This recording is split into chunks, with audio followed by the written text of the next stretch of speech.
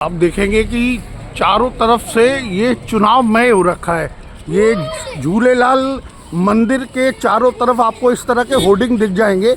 तो ये पूरी तरह, और ये पहली बार ये चुनाव झूलेलाल मंदिर अशोक विहार का होने जा रहा है और इस तरह का नज़ारा आप पहली बार देख रहे हैं कि चुनावी माहौल जो है, जो बना है, वो पहली बार सिंधी समाज में अशोक विहार में चुनाव होने जा रहा है। और इस तरीके से आप देख रहे हैं कि कहीं ना कहीं अपने बात को कहने की कोशिश की जा रही है।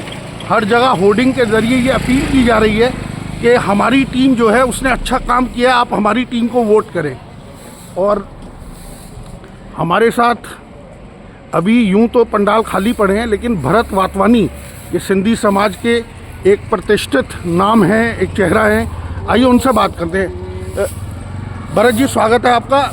आज सुबह 8:45 बजे का समय है, आप पूरी तरह तैयार दिख रहे हैं। क्या तैयारी है चुनाव को लेकर? मेरे साथ इलेक्शन कमिश्नर अशोक तेजवानी जी आपको पूरा इलेक्शन का ब्यौरा देंगे। मैं अशोक तेजवानी इलेक्शन ऑफिसर हूं, जो ये इलेक्शन कंडक्ट करूंगा। और इसमें हमारे कोशिश यही रहेगी कि बहुत स्मूथली, शांतिपूर्वक हों। और एज ए इलेक्शन कमिश्नर तो वो जो दोहा है, ना काहू से दोस्ती ना काहू से बैर, मैंने तो उस हिसाब से चलना है। ये देखकर थोड़ी सी हैरानगी ज़रूर होगी, आपको अजीब लग रहा होगा कि अब तक वोट डालने की अपील को लेकर होर्डिंग लगाए जाते हैं, लेकिन मेरे पीछे आप जो होर्डिंग देख रहे हैं इसमें लिखा हुआ है कि कृपया राजन नागपाल जी, जो कि प्रेसिडेंट अध्यक्ष पद के लिए एक संभावित उम्मीदवार हो सकते थे, लेकिन उन्होंने विड्रॉ कर लिया। वो मेरे पीछे आप देख सकते हैं कि उन्होंने एक मैसेज यहाँ पर लिखा है कि वो अब उम्मीदवार नहीं है, तो कृपया उनको वोट ना डालें। हमारे साथ हैं भरत वातवानी, और मैं आपको ये बता दूं कि सिंधी समाज का ये चुनाव अशोक विहार में पहली बार होने जा रहा है।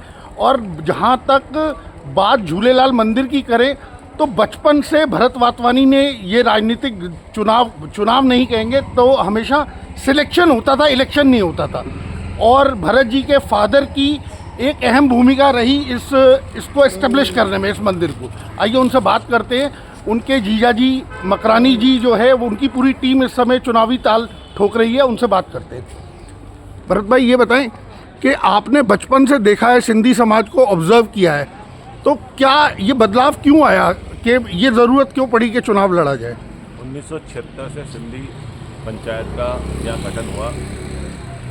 कुछ लोग हमारे पिताजी के साथ मिलकर के उन्होंने सिंधी पंचायत बनाई। पहले हमारे निवास स्थान से उसका चलन शुरू हुआ। उसके बाद कई लोग ऐसे थे उस समय, दादा वसंत राम जी के साथ SL तेजवानी जी, GT रामरानी जी, फिर आगे कड़ी जुड़ती चली गई।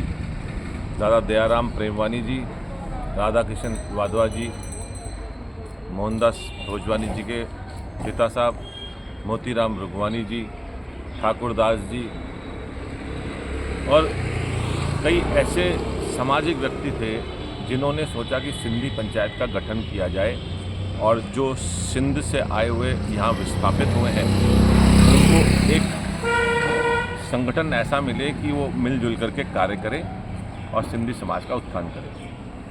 आज 1976 से लेकर अभी तक का हमारा जो चुनाव था वो सर्वसम्मति से हो रहा था, परंतु पिछले कुछ 2-4 सालों में हमारे जो अध्यक्ष, महासचिव, कैशियर, इनका कुछ आपस में तालमेल ना रहने के कारण कुछ संस्था में कुछ रुकावट आई, काम रुक गए।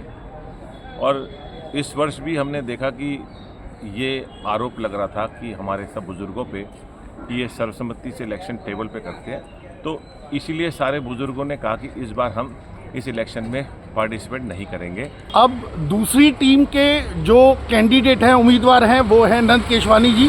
वो भी पहुंच चुके हैं और उनसे बातचीत करते हैं।